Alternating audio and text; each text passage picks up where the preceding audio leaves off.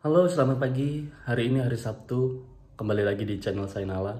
Tanggal 30 Maret ya. Sekarang jam 5. Saya mau melakukan vlog perjalanan menuju ke Danau Toba. Jadi saya mau beres-beres, mandi untuk terus mengikuti perjalanan saya.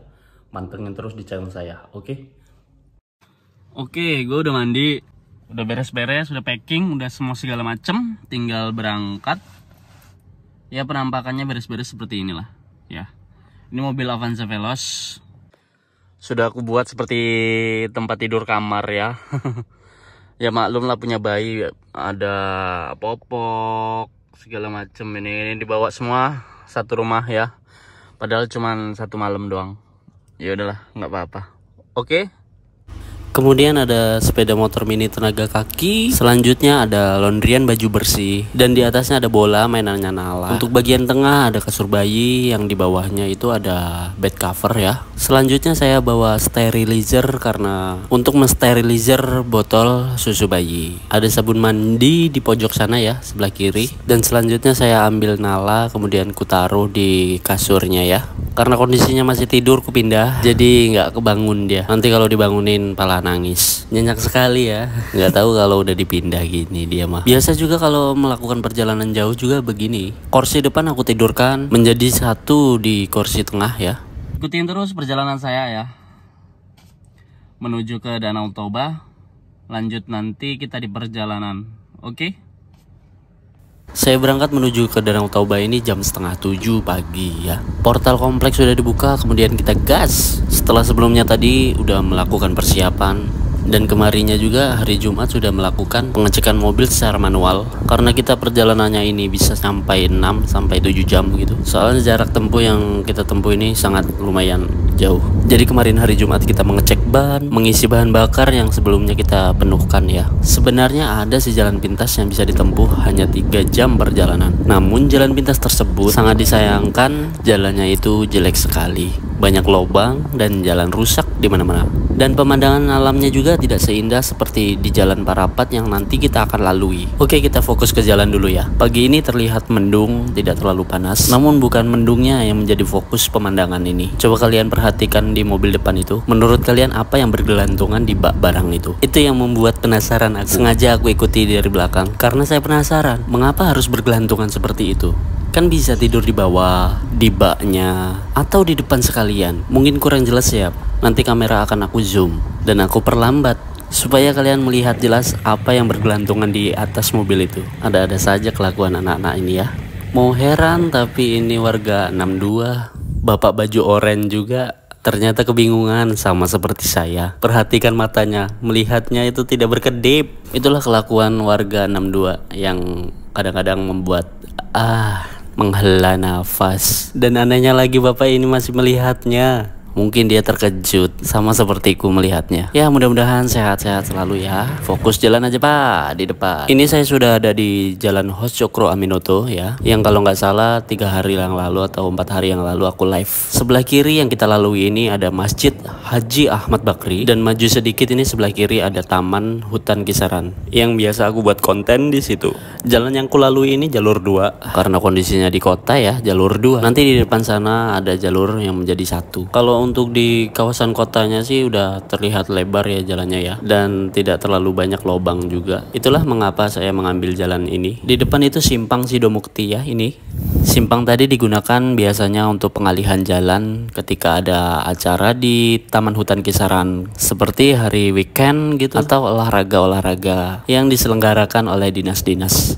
Lanjut, ini udah melalui jembatan dan taram, jalannya sudah menjadi 1, tidak jalur 2 lagi. Di sini banyak mobil-mobil besar yang melalui jalur ini karena jalur ini emang jalan lintas Sumatera atau sering disebut juga jalan utama. Saya nggak terlalu rapi-rapi amat ya, karena biasa saya kalau jalan-jalan jauh gitu pakai kaos-kaos oblong gitu biasa. Karena kalau pakai kemeja itu kelihatan panas sekali. Walaupun sambil ngevlog gini, mata harus fokus ke spion tengah, spion kanan, spion kiri, tangan, kaki, telinga, mata, pikiran, itu semua bekerja dengan penuh kefokusan. Biasa kalau aku jalan-jalan jauh gitu, jarang aku musikan. Apalagi sekarang kalau ada anak bayi, udah mulai nggak pernah aku musikan lagi. Mungkin kalau dipaksa sama anak, barulah aku setel musik. Musiknya juga paling musik anak-anak ataupun video. Dan videonya pun video anak-anak. Di depan ada tugu selamat jalan. Selamat jalan dari kota Kisaran. Sepanjang perjalanan ini kanan kiri sawit, karet. Karena aku sudah bilang penghasilan utama di Kisaran ini adalah sawit dan karet. Mayoritas di sini kalau travel ya, mobilnya itu seperti elop dan mobil-mobil minibus lainnya. Karena dari segi penumpang juga bisa muat banyak dan kaki-kakinya juga terlihat nyaman. Setelah jalan 15 menit, Nala terbangun. Dia langsung mencari kacamata dan memakainya. Dia belum terlalu sadar karena pada saat saya pindah tadi masih tidur. Nala tahu kok kalau aku lagi bawa mobil gini. Dia pasti diam di belakangku. Hanya saja saya sering mengontrol dia karena dia kan udah mulai ingin tahu dan merasa penasaran. Jadi seringkali aku mengontrolnya di belakang ya, supaya tidak terjadi hal-hal yang tidak diinginkan. Tapi alhamdulillah Nala sudah mulai mengerti mana yang tidak boleh dipegang dan mana yang boleh dipegang. Cuma saya harus fokus tetap untuk memperhatikan dia di belakang karena yang kutakutin dia buka pintu sendiri. Walaupun pintu sudah dikunci otomatis lewat depan ya. Nala sudah diajak jalan-jalan keliling-keliling sejak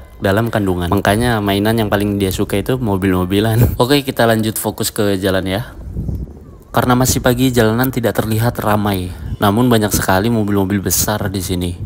Ya, karena masih pagi juga itu biasanya supir-supir lintas lewat di situ, melihat kondisinya masih dingin. Untuk kondisi bannya juga bagus, tidak panas ketika jalan jauh.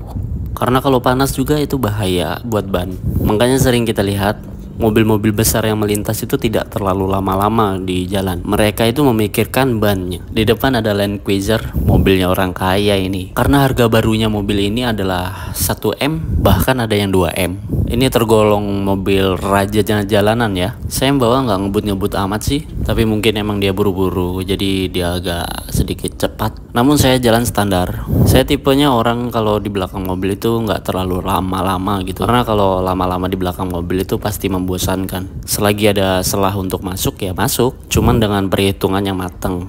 Dan fokus ke sen kanan, fokus sen kiri, fokus sen kompoi. Cuman kalau aku lihat-lihat ini Land Cruiser ini terlihat ragu untuk menyalip. Di situ kadang saya mulai mengantuk. Jadi mau nggak mau ya aku harus duluan. Karena dilihat juga perjalanannya masih jauh, aku ikutin aja Land Cruiser ini. Nanti dia juga pasti membuka jalan. Karena rata-rata kalau mobil diikutin dari belakang itu terlihat risih dan terganggu. Nanti pastinya akan membuka jalan dan memberi jalan yang di belakang untuk melaluinya. Cuman sementara ini kita ngikutin Land Cruiser, mobil idaman saya juga sih ini mah. Mudah-mudahan kita semua punya ya. Keunggulan mobil Land Cruiser ini adalah mobil segala medan yang dilengkapi dengan turbo atau bahasa kerennya itu nitro. Jadi ketika dia naik RPM di angka 5 atau 6, turbo itu akan aktif dengan sendirinya. Dan canggihnya lagi, turbonya itu bisa di setel otomatis atau manual. Hampir sama seperti Pajero Sport dan Fortuner serta mobil-mobil sport yang lainnya. Cuma untuk masalah mesin Land Cruiser ini bisa diakui karena luar biasa lah pokoknya.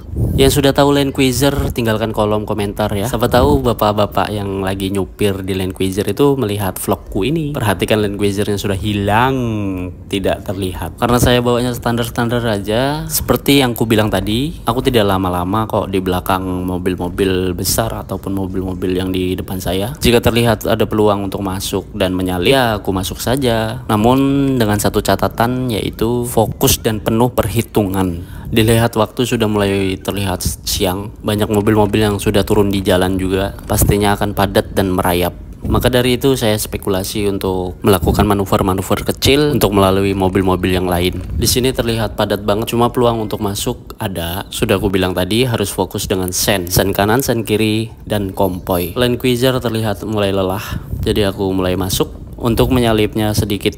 Namun ada peluang untuk masuk lagi dan ku salip keduanya. Di sini saya pasang sen kompoi dan sen kiri ku aktifkan. Jadi untuk memberi tanda yang belakang bahwasanya kita meminta jalan atau sedikit ruang untuk berada di lajur kiri. Lalu aku spekulasi lagi untuk masuk lagi setelah mobil putih ini. Karena aku lihat kosong, melompong, ya langsung aja tancap gas. Kalau di belakang mobil-mobil ini sih lumayan agak lama sih ya. Tapi aku selalu meninggalkan klakson sebagai ucapan terima kasih setelah saya diberi jalan. Awannya masih terlihat mendung ya. Namun mendung tidak berarti hujan. Cuaca ini enak bener untuk jalan jauh. Biasanya sih saya jalannya malam hari. Karena kalau malam hari jalan itu kondisi jalannya sepi, tidak ramai seperti siang hari ini. Dan cuacanya dingin, bagus untuk kondisi ban yang jalan tempuhnya jauh, kemudian panas. Untuk resiko pecah ban itu sangat kecil sekali. Maka dari itu saya suka jalan malam hari. Cuma sebagian orang banyak yang tidak menyukai jalan malam hari ya, karena resikonya ngantuk dan itu bahaya sekali kalau mengantuk. Belum ada obatnya yang jual untuk kondisi ngantuk ya. Karena obatnya ngantuk itu ya tidur, istirahat di rest area terdekat. Dan usahakan kalau istirahat di rest area, cari rest area yang paling aman. Apalagi ini udah mau mudik lebaran ya, banyak sekali kejadian-kejadian jahat yang bisa kapan saja terjadi. Maka dari itu untuk meminimalisirnya, kita harus mencari rest area yang paling aman untuk melakukan istirahat dan meregangkan otot-otot yang pegal. Tapi kalian tidak usah bingung karena setiap hari raya besar ya, itu pasti disediakan rest area untuk mempermudah pengemudi jalan dalam beristirahat ataupun mendinginkan ban. Jadi manfaatkanlah rest area terdekat. Kamu nggak perlu lagi untuk tidur di pinggir jalan, berhenti di pinggir jalan, ataupun melakukan istirahat yang di luar rest area yang dapat menimbulkan kejahatan yang bisa terjadi kapan saja. Oke, kembali lagi kita ke jalan ya. Aslinya di kisaran itu ada pintu tol, namun resminya dibuka itu tanggal 5 bulan April ini. Dan dibukanya itu juga sementara, dalam tanda kutip percobaan ya. Jadi kalau kata percobaan itu masih gratis, tidak memotong saldo e-tol kita. Dari gerbang tol kisaran itu kita bisa keluar langsung ke gerbang tol Siantar. Dan kurang lebih jarak yang ditempuh dari tol kisaran ke Siantar itu hanya membutuhkan waktu 2 jam saja. Karena sekarang ini saya jalannya tanggal 30, dibuka resminya percobaan itu tanggal 5 di gerbang tol kisaran itu. Maka mau gak mau ya kita harus lewat bawah. Cuma saya gak tahu tuh ya, untuk gerbang tol Siantar itu udah dibuka atau belum gitu. Jadi ini saya mau masuk ke gerbang tol 50 dulu. Karena saya gak tahu yang di Siantar itu udah buka atau belum. Ditambah lagi kemarin saya tanya sama kawan, entah beliau itu salah jawab atau gimana, atau saya yang salah dengar. Jadi menurut beliau itu, saya tanya kemarin, di gerbang tol Siantar itu sudah buka. Maka dari itu saya mau masuk ke gerbang tol 50. Dari kota kisaran ke gerbang tol 50 itu perjalanan kurang lebih 1,5 jam. Cuma kalau melalui jalan tol kisaran ke 50 itu hanya setengah jam saja, atau tidak nyampe setengah jam gitu, kurang lebih 25 menitan. Itulah bedanya jalan tol dengan jalan bawah, menyingkat waktu yang ada dan memberi kenyamanan bagi pengguna jalan. Sebentar lagi kita sampai di Simpang 50 ya. Yang mana Simpang 50 ini Kabupaten Batubara, Sumatera Utara. 50 adalah nama tempat yang dimana diambil dari kecamatan. Jadi kecamatan 50, Kabupatennya Batubara, Sumatera Utara. Di Simpang 50 ini ada sedikit keramaian, yaitu pasar dan banyak pusat-pusat perbelanjaan. Sengaja aku taruh map ya di situ biar kelihatan juga titik jelasnya itu di mana, supaya yang melihat video ini juga mengerti daerah-daerah Sumatera Utara. Saya melakukan vlog ini adalah vlog yang ketiga kali ya. Sebelumnya saya lakukan vlog ini ada di Lampung dengan menggunakan mobil box, dan ini adalah penampakan Simpang 50-nya ya. Kita langsung ambil kiri karena di situ ada gerbang tol masuk untuk daerah 50, Kabupaten Batubara, Sumatera Utara. Bangunannya bangunan lama semua ya, belum ada tanda-tanda untuk renovasi, tapi di sini terlihat padat sekali. Berhubung ini masih pagi, jadi kelihatan sepi sekali. Pusat keramaian di 50 itu sangatlah kecil ya. Kenapa saya bilang kecil? Karena di depan sana udah kebun sawit lagi. Sepanjang perjalanan dari Simpang 50 ke gerbang tol 50 ini adalah kebun sawit ya. Bisa kalian lihat di map sebelah kiri. Sepanjang perjalanan menuju gerbang tol 50 ini adalah kebun sawit, yang mana jarak tempuh yang kita lalui adalah 46 menit. dari simpang 50 tadi ke gerbang tol 50 ini. Sebenarnya pekerjaanku ini menyenangkan. Dengan menjadi YouTuber atau kreator, saya bisa memberi informasi-informasi tentang daerah-daerah atau sesuatu yang belum pernah kalian lihat. Di depan sana sudah muncul plang penunjuk arah. Itu tandanya kita sudah dekat dengan pintu gerbang tol masuk 50. Kembali lagi obrolan tadi ya. Sesuatu yang melelahkan menjadi kreator atau vlogger itu adalah kita buat video sendiri, edit sendiri, dan mengisi suara pun sendiri. Namun saya tetap bersyukur dengan adanya wadah kreator ini, saya bisa meningkatkan kekreatifan saya dalam mengedit video, dan saya bisa menumpahkan kreasi saya di dalam kreator ini. Kita bisa jalan-jalan, menunjukkan tempat-tempat yang indah atau tempat-tempat yang belum diketahui oleh audiens yang pastinya dibayar ya oleh YouTube. Tidak terasa ini pelang kedua ya. Itu di depan udah nampak tuh jalan tolnya. Nanti kita di bawahnya ya melaluinya. Itu dibuat terowongan. Tapi nanti di depan tol itu saya berhenti dulu karena dilihat nih udah jam 8 ya. Yang mana anak saya juga belum sarapan. Tapi sebelumnya saya udah siapkan kok sarapannya. Karena tadi pagi jam 4 subuh saya sudah masakkan bubur nasi plus sama telur rebus. Ditambah lagi ada ubi rebus juga. Lumayan buat ganjal-ganjal perut supaya tidak masuk angin di jalan ya. Karena kalau pagi itu harus sarapan. Apalagi ini kan anak kecil. Kalau nggak sarapan bisa nggak enak badan nantinya. Jadi ya kita berhenti dulu di depan gerbang tol 50 ini untuk ngasih sarapan buat anak dulu ya. Kita cari tempat parkir yang kelihatannya nyaman. Bisa kalian lihat ya di pinggir jalan itu, di bahu jalan sudah ada mobil besar-besar yang berhenti, yang dimana mereka juga pasti mencari sarapan buat perut mereka. Karena kalau perut kosong itu nggak bakal kreatif, nggak bisa itu. Jadi kita berhenti di depannya aja. Jadi kalau misalkan ada hal-hal yang tidak diinginkan atau kejahatan-kejahatan yang bisa terjadi, ada banyak saksi yang melihatnya. Kita berhenti di bahu jalan depan mobil besar tadi ya. Di depan sana ada tugu yang bertuliskan Jalan Tol Indrapura Kisaran. Mengapa nggak dituliskan gerbang tol 50 di situ? Karena jika di situ dituliskan gerbang tol 50, orang baru atau pendatang tidak akan mengetahui bahwasannya di gerbang tol 50 ini tujuannya kemana gitu. Makanya di situ dituliskan Jalan Tol Indrapura sampai Kisaran. Oke, kita berhenti dulu di sini ya bentar. Cuma untuk vlog makannya nggak aku tunjukin ya. Oke, setelah makan saya mau masuk lagi ke gerbang tolnya ini. Karena tadi kan saya udah bilang tuh ya, saya dikasih tahu bahwasanya di Siantar itu udah buka tolnya. Jadi aku nekat mau masuk ke 50 ini dan keluar ke kota Siantar. Di sini aslinya kesel banget ya. Tapi mau kayak mana lagi, kita udah mau kadung masuk. Karena mau putar balik juga udah nggak bisa. Jadi ya hitung-hitung jalan-jalan aja ya. Karena rasa penasaran yang tinggi ya. Jadi saya mau tanya langsung sama orangnya yang jaga di gerbang tol ini. Mau tanya kalau di Siantar itu udah buka apa belum gitu. Aslinya kalau udah tanya sih udah. Kita putar balik aja di sini nggak apa-apa. Cuma berhubung karena banyak mobil yang udah padat di belakang ya, nggak bisa mundur lagi sayanya udahan. Kalaupun saya mundur juga pasti kesalahan, karena kalau mundur udah melanggar lalu lintas yang diatur oleh jalan tol ini gitu. Jadi mau nggak mau kita harus maju terus dan masuk ke gerbang tol 50 ini.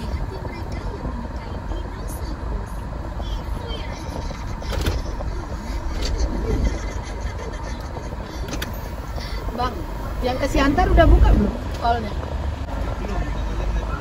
Belum, Bang.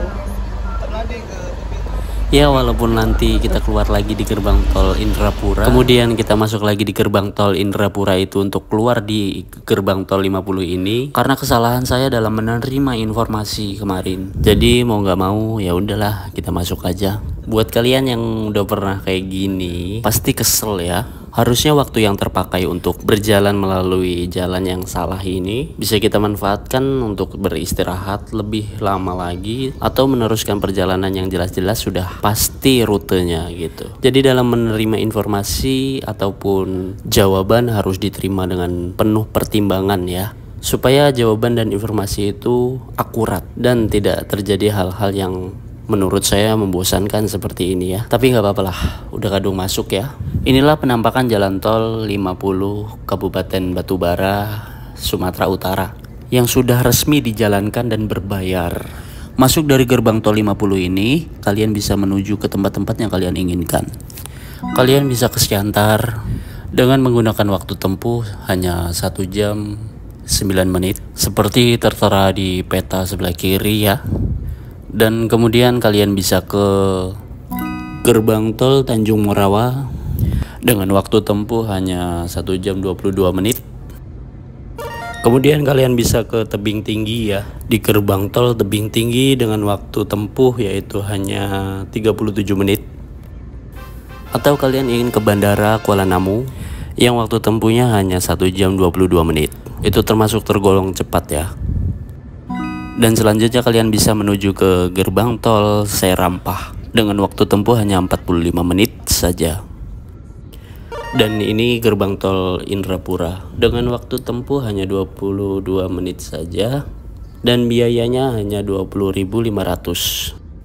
Itu tadi informasi sedikit mengenai gerbang tol 50 yang kalian bisa tuju kemana saja. Dan tidak terasa ini sudah sampai di gerbang tol Indrapura. Oke, kita mau keluar dari gerbang tol 50 melalui Indrapura ini ya. Yang mana nanti kita masuk lagi dari gerbang tol Indrapura ini menuju ke 50 tadi. Untuk menyingkat waktu, videonya saya cepatkan ya. Karena mungkin capek ya mondar-mandir.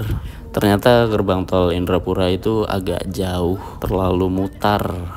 Karena mungkin pembebasan lahan waktu itu ada problema. Jadi dalam pembebasan lahan itu harus sesuai dengan SOP yang diberikan. Jadi harap maklum ya, muter-muter. Karena pembebasan lahan itu harus negosiasi yang baik dan benar. Harus menyetujui dari kedua belah pihak dari segi harga dan tempat yang sesuai dengan lokasi yang bakalnya didirikan jalan tol. Jadi nggak asal-asalan gitu. Ini penampakan gerbang tol Indrapura ya, masih terlihat baru karena baru juga berdiri dan diresmikan. Nanti kita di depan itu akan mundur dan kembali memasuki gerbang tol ini lagi gitu. Jadi untuk menyingkat waktu, karena kesalahan saya juga mendapatkan informasi yang tidak akurat dan berimbang, mau tidak mau ya kita harus putar balik. Ya itulah namanya orang Jawa ya. Kalau masih salah juga masih tetap untung gitu. Jadi di sini saya ambil atrit, kelewatan juga mau putar balik, mundur dulu. Dan ini kita masuk lagi ke gerbang tol Indrapura yang tadi ya. Dan kita mau menuju ke gerbang tol 50 yang tadi kita masuk. Biayanya seperti tadi ya, biayanya 20.500. Untuk Indrapura ke 50 20.500. Untuk 50 ke Indrapura itu 20.500 gitu ya. Jadi untuk menyingkat waktu kita flip dulu ya videonya ya, karena membosankan mondar-mandir pastinya ya. Inilah wajah yang membosankan dari saya yang jenuh dan aduh sambil gigit-gigit etol meratapi nasib yang salah dugaan. Tapi nggak apa-apa, hitung-hitung jalan-jalan ya. Namanya juga orang salah, nggak ada yang mau juga ya.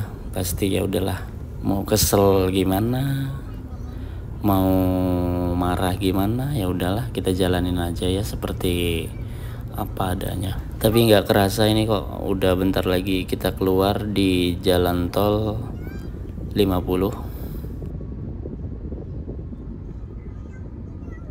Alhamdulillahirobbilalamin, kita keluar dari gerbang tol 50 ini ya. Pasti abang-abang itu bingung nih dengan mobil ini ya, kalau dia inget ya, karena kan banyak mobil juga yang lalu lalang.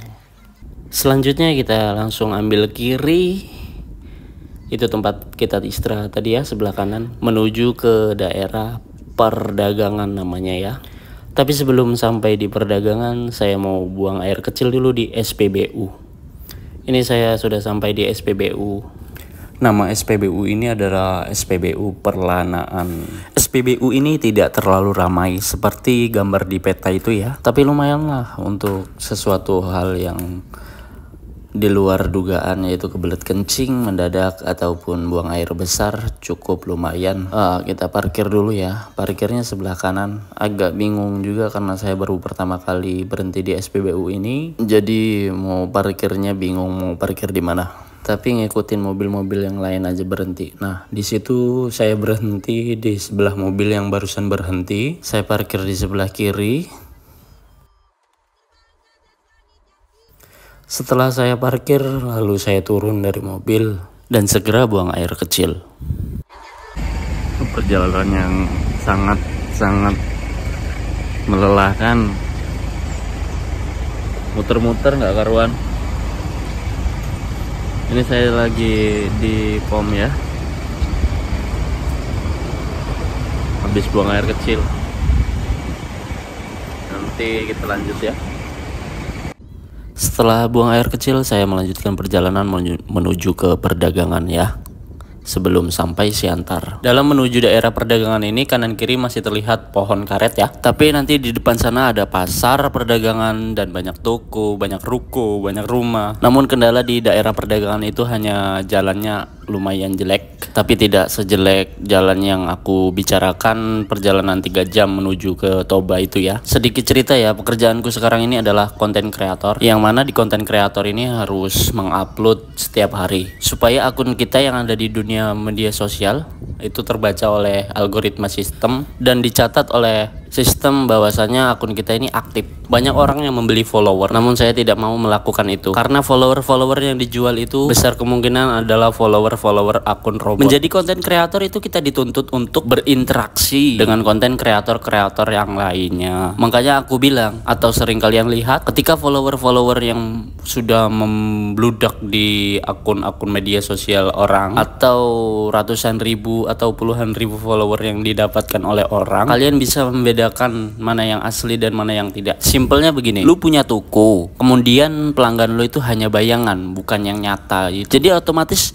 yang dijual barang kita itu kan tidak laku karena yang beli bukan manusia gitu. Jadi itulah mengapa saya tidak mau membeli follower ya, dikarenakan itu tadi, kita berkonten kreator untuk menghasilkan karya-karya seni di dalam video-video real atau video-video panjang kita untuk dinikmati oleh audiens asli gitu, follower asli, bukan follower robot. Karena mana mungkin follower robot itu bisa komentar, bisa meninggalkan like ataupun menyebarkan video-video kita yang mungkin bermanfaat bagi orang lain. Karena sistemnya robot, jadi tugas robot tuh hanya menaikkan jam tayang ya. Jadi dia hanya menonton, paling besar itu 5 menit dia tonton dan tidak akan bisa lebih dari itu. Kebanyakan orang yang beli follower itu komentarnya dikit. Beda orang dengan tidak membeli follower atau mendapatkan follower yang murni dari audiens yang baru gitu. Oke, ngomong-ngomong ini kita udah di pasar perdagangan ya. Daerah pasar perdagangan ini emang sangat kecil. Di jalan yang aku lalui ini, di pasar perdagangan ini tadinya emang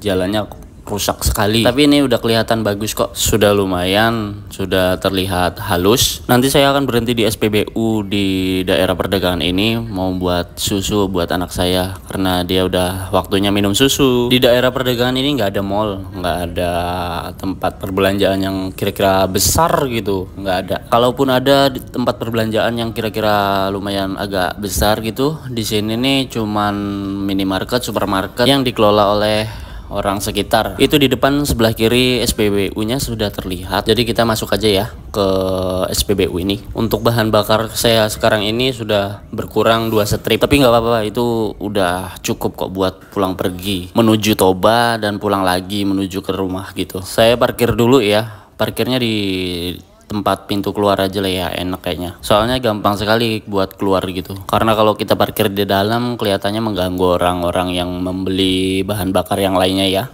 Jadi kita parkir aja di sebelah mobil L300 ini. Sebelum aku tuangkan susunya, ada baiknya untuk mengkocok dengan air panas ya. Karena botol susu yang sudah di sterilizer itu tidak murni pure, benar-benar bersih gitu ya. Jadi harus kita pastikan lagi bahwasanya botol air minum susu ini harus benar-benar bersih dengan menuangkan air panas di dalamnya dan mengkocok supaya bakteri-bakteri jahat di dalam botol susu dot ini meninggoy gitu ya. Setelah aku kocok ini nanti aku buat susunya dengan menuangkan air dulu, 120 ml. Lalu diikuti dengan susu yang 2 sendok. Takarannya ya 2 sendok. Botol susu ini harusnya 6 bulan sudah ganti. Karena botol susu setelah 6 bulan itu biasanya warnanya kuning. Ini berhubung sudah saya sering cuci, kemudian saya sterilizer dan bersihkan, jadi masih nampak kelihatan agak bersih gitu ya. Sementara itu Sainala sedang bermain dengan mamanya ya, di belakang bermain bola.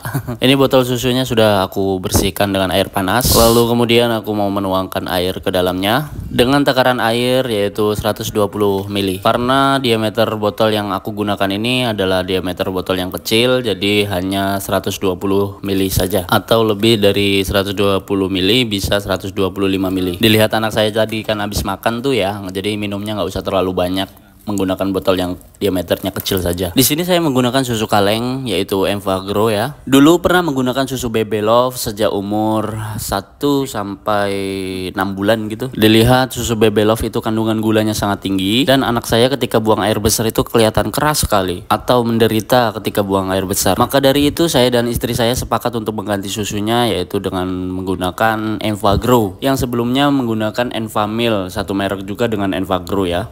Karena Enfamil itu digunakan ketika anak umur 6 bulan, 1 tahun, lepas dari 1 tahun menginjak ke 1,5 tahun hingga 2 tahun atau 3 tahun itu sudah menggunakan Enfagrow ya. Sudah berkaleng-kaleng di rumah penuh. Saya berniat untuk mengirimnya ke Lampung tapi belum ada waktu yang benar-benar pas gitu untuk mengirim barang kaleng itu ke Lampung karena dibutuhkan oleh orang tua saya. Oke, singkat cerita ini susunya sudah dibuat dan kita kocok dulu sebentar ya. Kemudian susunya nanti kita letakkan dulu di pinggir ya, sambil kita melakukan perjalanan lagi untuk menuju ke kota Siantar dan menunggu dingin juga susu ini, karena yang benar-benar aku gunakan ini airnya air panas gitu. Oke, kita lanjut aja perjalanan kita. Untuk perjalanan yang menuju ke kota Siantar ini jalannya lumayan agak jelek ya, jadi buat kalian jangan membosankan ya. Kita mulai perjalanannya ya. Ini videonya aku cepatkan karena emang emang terlalu panjang videonya. Jadi jalan yang kulalui ini emang kecil sekali gitu, dan banyak sekali rumah-rumah serta kebun-kebun yang aku lalui di jalan ini. Kenapa jalan ini kok rusak kadangan ya? Kenapa coba? Karena banyak mobil-mobil besar yang melalu lalang untuk melalui jalur ini gitu. Karena akses jalan ini adalah jalan menuju ke Danau Toba serta jalan menuju ke Brastagi, yang dimana di sana banyak tempat wisata-wisata yang terkenal di Sumatera Utara. Bisa kalian lihat ya, kanan kiri itu banyak karet, pohon karet di mana-mana ya. Ini aku ambil videonya di jalan-jalan bagusnya aja karena ya sudah tahu lah ya, jalan jelek itu rata-rata membosankan, lama. Entah mengapa kok di Sumatera ini kok jalannya terlihat jelek-jelek gitu ya, nggak kayak di pulau-pulau Jawa lainnya gitu, yang emang benar-benar sudah terawat dan dipastikan sudah bagus di jalan itu gitu. Tidak terasa di depan ada tugu selamat datang di kota Siantar ya. Saya nggak tahu artinya itu ya, apa ulang lupa itu ya, nggak tahu aku. Ya walaupun istri orang Batak, saya tidak terlalu mengetahui tentang bahasa Batak itu ya. Karena saya dibesarkan dari kecil dengan ibu bapak saya dengan menggunakan bahasa Jawa. Cuma sedikit-sedikit ya sudah mulai agak paham tentang bahasa Batak ini ya. Di kota Siantar ini kelihatan emang benar-benar sejuk dan asri, bersih gitu ya. 11-12 sama kota Kisaran yang terawat. Namun di kota Siantar ini lebih terlihat megah. Mayoritas penduduk di sini beragama non-muslim. Kalian bisa lihat gereja di mana-mana ya.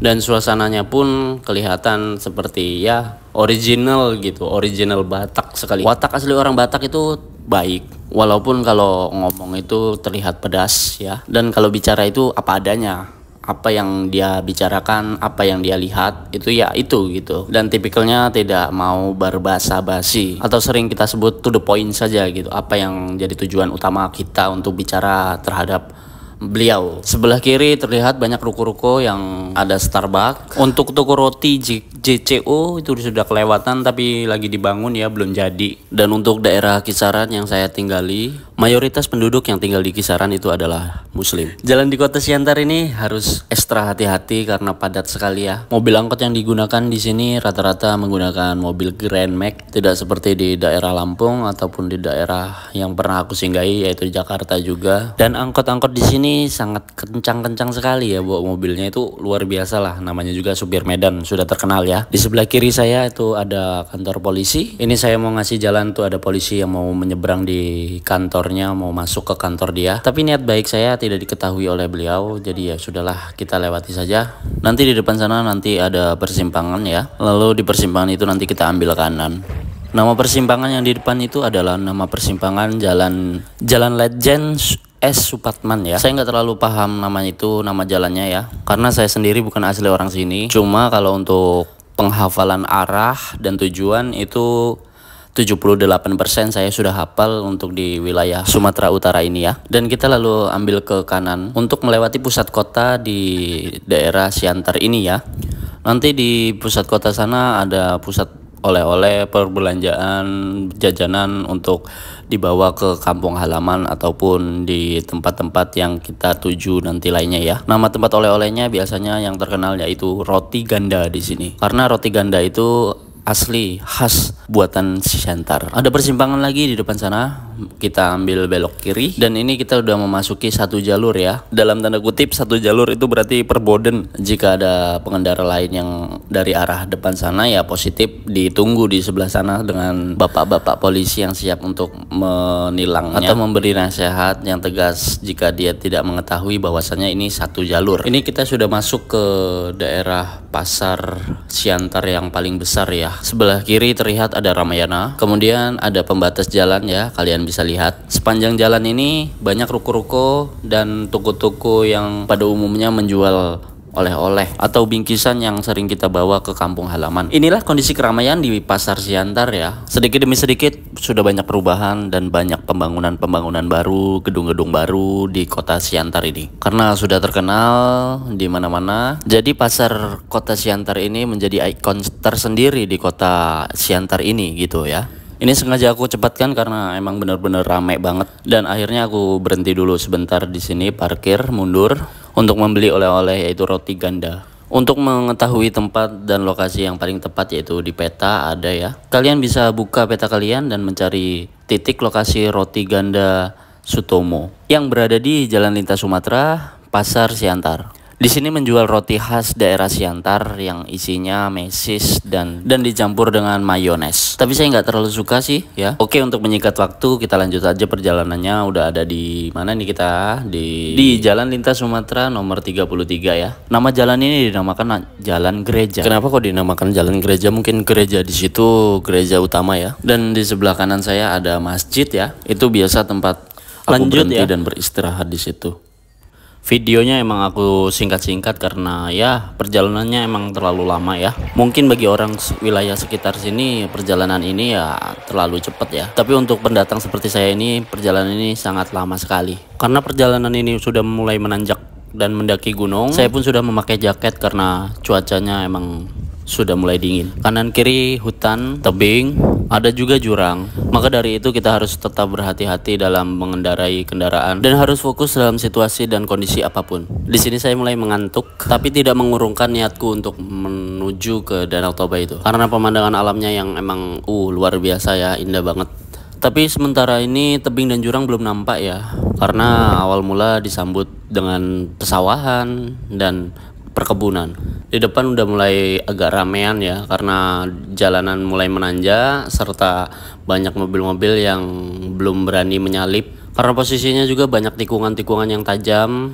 Rute ini sama seperti rute yang aku jalani di Lampung ya. Seperti rute di Lampung Barat yang arah ke Liwa, Pagar Alam, daerah Krui, Lampung Barat. Itu sama persis dengan daerah sini. Daerahnya dingin, banyak hutan, tikungan yang tajam, serta tanjakan-tanjakan yang terjal. Maka dari itu buat kalian semua yang ingin berlibur ke Danau Toba, harap berhati-hati dalam mengendarai kendaraan. Karena di Danau Toba sana tidak ada bandara. Adapun bandara itu berada di Siborong-Borong ya, daerah Siborong-Borong. Bandara yang terdekat di sana ada di Siborong-Borong. Kalau kalian pernah dengar lagunya itu ya ada ya lagunya. Ketik aja di pencarian YouTube yaitu lagu Siborong-Borong. Nanti pasti ketemu. Aku nggak bisa nyanyiin di sini karena ya tahu sendirilah ya. Suaraku pas-pasan, pas untuk ngisi suara doang, dan wajah pun juga pas-pasan. Kalian bisa lihat ya, rapet banget ya.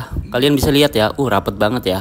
rapet sekali, banyak mobil-mobil kendaraan yang lalu lalang untuk bergantian menaiki tebing dan gunung ini ya. Di depan saya ada Fortuner tahun 2009. Kenapa saya bisa lihat Fortuner di depan itu tahun 2009? Karena body-bodinya itu masih bulat-bulat, tidak seperti Fortuner tahun 2024 atau 2023 yang modelnya itu lancip-lancip dan banyak aksesoris tambahan lainnya. Oke, kita di belakang Fortuner dulu ya. Kita mau lihat dan mengikuti Fortuner di depan ini. Kelihatannya dia tahu jalur dan tahu rute. Jadi ya kesempatan saya untuk mengikuti beliau. Fortuner di depan itu memberi sen kanan untuk memberi tanda kepada kita bahwasanya di depan itu sedang ada banyak mobil yang lalu lalang ya. Jadi memberitahu kita jangan menyalip dulu, atau lebih tepatnya sen kanan itu memberi tanda untuk tidak boleh menyalip dia. Cuma aku melakukan manuver-manuver kecil untuk menengok di depan itu ada mobil atau tidak. Karena dilihat waktu sudah siang, sekarang udah jam 10 dan kondisi jalannya juga terlihat halus, ya mau nggak mau kita melaju dengan kecepatan yang maksimal gitu ya. Tapi dalam melaju dalam kecepatan maksimal itu harus kita berhati-hati ya. Harus tetap waspada dan harus tetap fokus dalam melihat jalan dan sekelilingnya ya. Fortuner yang di depan itu platnya BM ya. Kemungkinan besar mobil itu dari Riau dan akan menuju ke Kota Padang. Karena ini adalah jalur utama lintas Sumatera dengan berbagai macam tujuan ke kota-kota lainnya.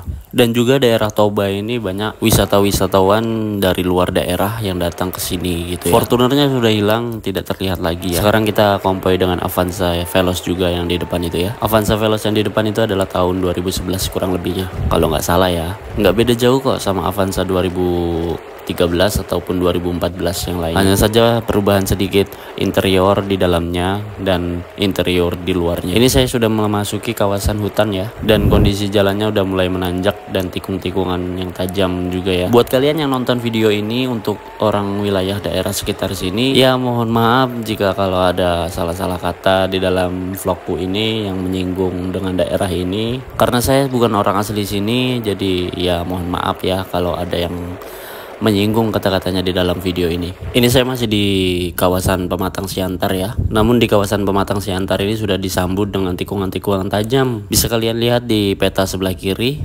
Perjalanannya itu 1 jam 8 menit lagi untuk sampai di daerah Parapat, Toba, Kabupaten Simalungun. Nanti di Parapat sana kita berhenti sebentar untuk melihat Danau Toba dan membuat video vlog sedikit tentang Danau Toba ya. Dan di sebelah kiri saya udah ada petanya itu ya. Danau Toba ini sering disebut juga dengan Tau Toba. Dan Tau Toba ini adalah danau alami yang terbesar di Indonesia yang terletak di kaldera gunung super vulkanik. Sedikit cerita tentang Danau Toba ya, walaupun kita belum sampai di Danau Tobanya ini. Jadi Danau Toba yang ingin kita kunjungi ini memiliki panjang 100 km atau 62 mil. Panjang banget ya.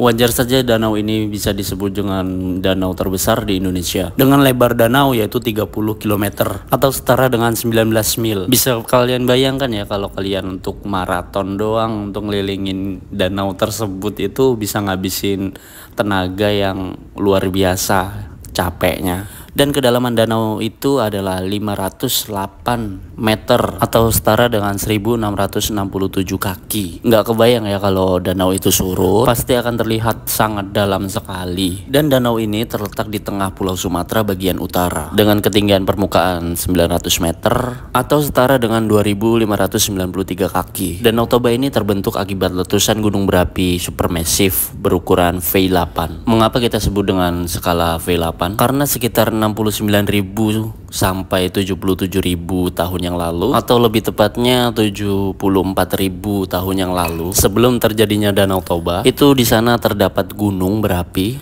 yang meletus dan letusannya itu memuntahkan material lontar hingga 1000 km kubik dengan tinggi kolam letusan lebih dari 20 sampai 25 km atau setara dengan 66.000 kaki ke udara. Letusan gunung berapi ini adalah letusan yang terbesar dalam 25 juta tahun terakhir, dan letusan Toba ini berdampak besar pada populasi manusia pada tahun itu. Penyusutan manusia pada tahun itu tidak hanya dirasakan oleh Indonesia aja ya, Namun penyusutan populasi manusia dirasakan juga oleh Afrika Timur Tengah dan juga India, sehingga mempengaruhi genetika populasi manusia di seluruh dunia hingga sekarang. Dan para ilmuwan menetapkan bahwasannya letusan Toba ini memicu musim dingin vulkanik yang menyebabkan jatuhnya suhu dunia antara 3 hingga 5 derajat Celcius pada waktu itu. Jadi nggak kebayang ya kalau kita hidup di zaman itu, bagaimana nasib kita waktu itu. Sungguh mengerikan ya ceritanya. Tapi ini bukan cerita, emang benar-benar fakta. Sekarang saja kita bisa menikmati keindahan-keindahan alam di Danau Toba ini tanpa harus merasakan betapa susah dan sengsaranya di 74.000 tahun yang lalu. Karena perjalanannya masih jauh ya, dan rutenya juga terlalu terjal untuk melintas di daerah ini ya. Jadi videonya saya cepatkan dulu. Di daerah ini juga susah sinyal karena tahu sendiri hutan di sini ya, dan tidak adanya pemancar sinyal atau tower yang berdiri di daerah ini. Di sebelah kanan saya udah jurang semua itu ya, hanya saja tertutup dengan rimbunan-rimbunan rumput dan pohon-pohon tinggi yang masih alami. Dan ketika kita di pinggiran depan sana, itu terdapat jurang dan di bawahnya itu ada air Danau Toba itu ya.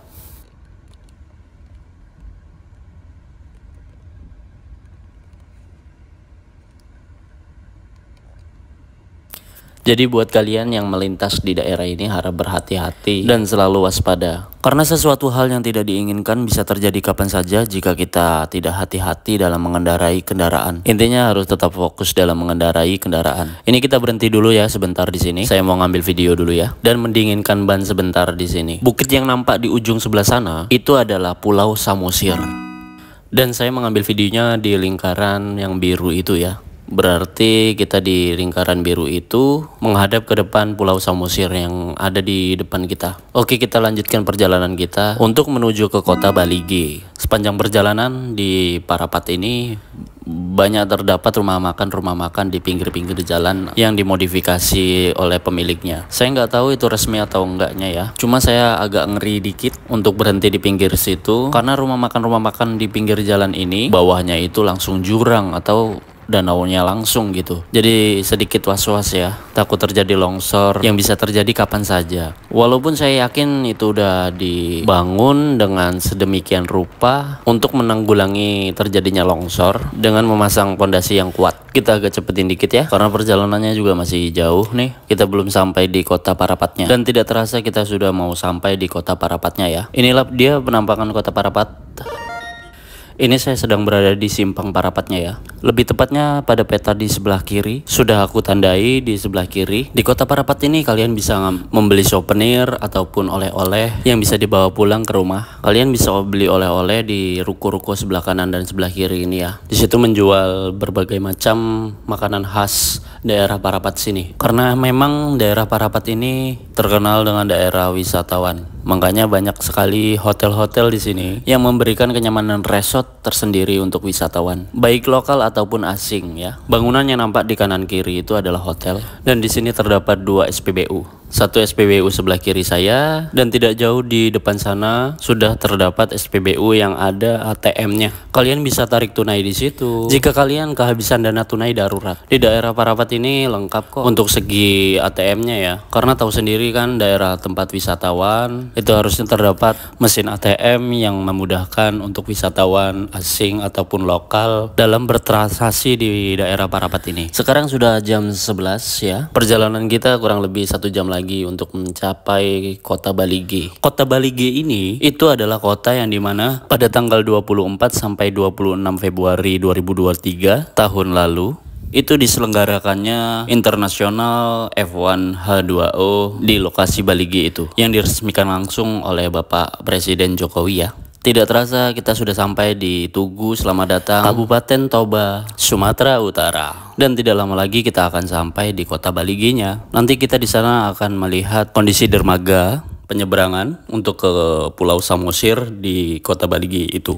Yang sebelumnya nanti kita istirahat di Pantai Bulbul. Jadi perjalanan kita ini emang sangat jauh sekali ya. Saya berharap perjalananku ini bisa membuat inspirasi kalian semua. Dan ini adalah penampakan kota Balige-nya ya. Dan tidak jauh dari video yang ku ambil ini ada dermaga. Dermaga penyeberangan untuk menuju ke Pulau Samosir.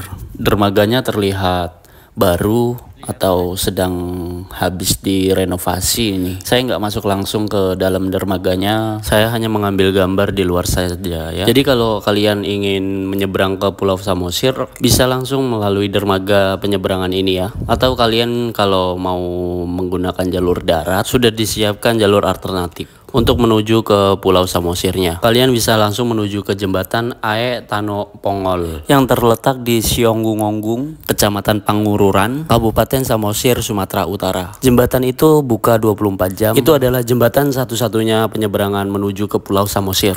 Jadi kalau nggak ada jembatan penyeberangan itu ya melalui dermaga ini, dermaga yang terletak di Baligi ini. Sebenarnya ada juga alternatif penyeberangan lainnya di Parapat. Berhubung tujuan saya utama adalah menuju ke Pantai Bulbul yang terletak di Baligi ini, jadi saya mencoba eksplorasi di sini ya. Jika ada pertanyaan atau kalian ingin bertanya tentang video ini, atau mungkin ingin melihat dermaga di Parapatnya, kalian bisa tinggalkan di kolom komentar ya. Mudah-mudahan saya bisa membantu menjawabnya ataupun membuat videonya di daerah Parapatnya langsung. Dan ini saya sudah sampai di Pantai Bulbul ya. Biasanya pantai yang aku kunjungin itu pantainya air laut. Namun di sini agak berbeda, ini pantainya pantai air tawar ya. Saya nggak berani mandi di sini karena aku nggak tahu tuh kedalaman airnya itu seberapa dalamnya gitu. Apalagi aku kan bukan orang asli sini. Saya hanya sebatas anak rantau Lampung yang menumpang singgah di daerah ini. Jadi untuk mencegah hal-hal yang tidak diinginkan, mending saya tidak mandi di sini aja. Pantainya bagus kok, bersih. Untuk di bagian tengah danau ya.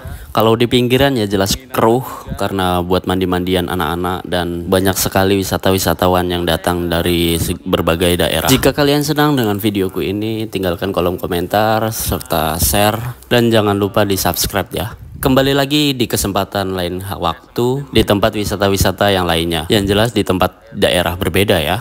Demikianlah vlog perjalanan menuju ke Danau Toba yang telah aku alami pada tanggal 30 Maret kemarin. Mudah-mudahan informasi di video ini bisa membantu kalian dalam berwisatawan untuk di daerah Danau Toba ini ya. Semoga kita semua diberi kesehatan dan keselamatan dalam menyampaikan informasi yang dapat kita berikan di dalam menjadi konten kreator yang pastinya mode profesional ya. Kembali lagi di lain waktu dan kesempatan yang berbeda, yang pastinya dengan informasi yang berbeda juga. Tetap bersama redaksi konten Indonesia dan channel YouTube saya yaitu Sainala. Atau kalian penasaran dengan channel saya yang lainnya, kalian bisa lihat di deskripsi. Sampai jumpa lagi, bye bye.